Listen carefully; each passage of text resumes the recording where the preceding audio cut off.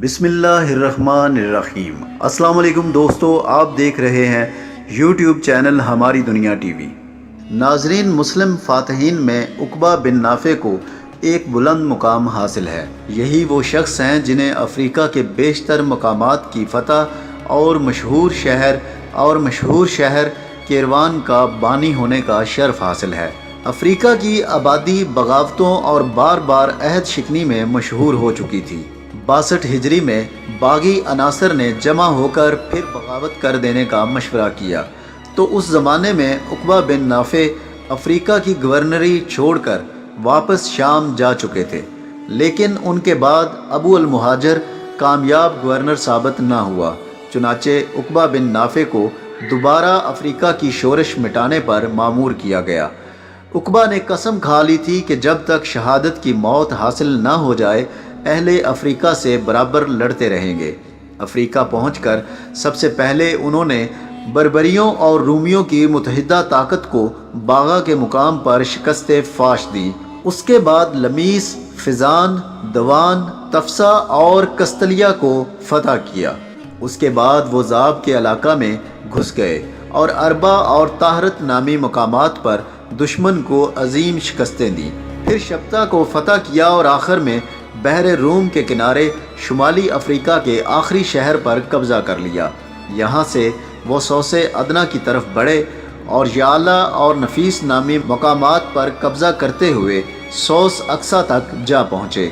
यहाँ एक खून रेज मार्के में बर्बरी फ़ौजों को शिकस्त फाश देकर दरा पर कब्ज़ा कर लिया।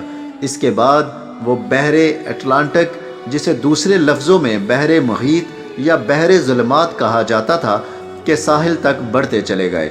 समंदर पर नज़र पड़ते ही खुदा के हुजूर में अर्ज़ किया कि खुदाया, अगर ये समंदर दरमियान में हायल ना हो जाता तो जहाँ तक तेरी ज़मीन मिलती मैं तेरी राह में जहाद करता चला जाता। फिर अपने घोड़े को पानी में उतार कर कहा, खुदाया तू खूब जानता है कि मैं वही चाहता हूँ जो तेरा दोस्त ज़ुल्करनैन चाहता था, कि तेरे सिवा किसी और की पूजा ना की जाए। उक़बा बिन नाफ़े अपनी अफ्रीकी मुहिमात के सिलसिले में एक लकोदक सहरा में से गुज़र रहे थे।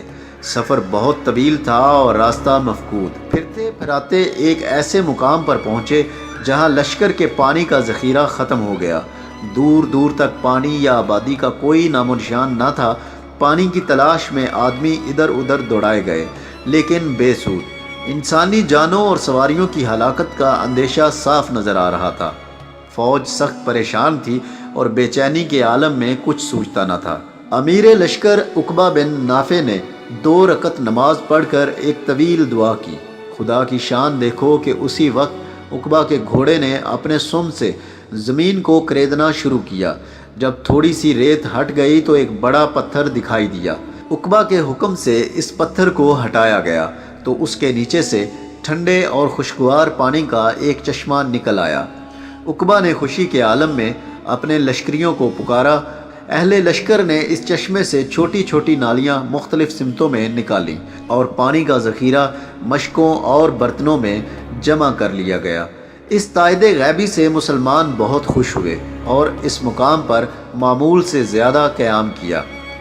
इस चश्मे के साथ जो वाक़या वाबस्ता है, उसी की वजह से इस मुकाम का नाम माल फ़र्स घोड़े का चश्मा मशहूर हो गया।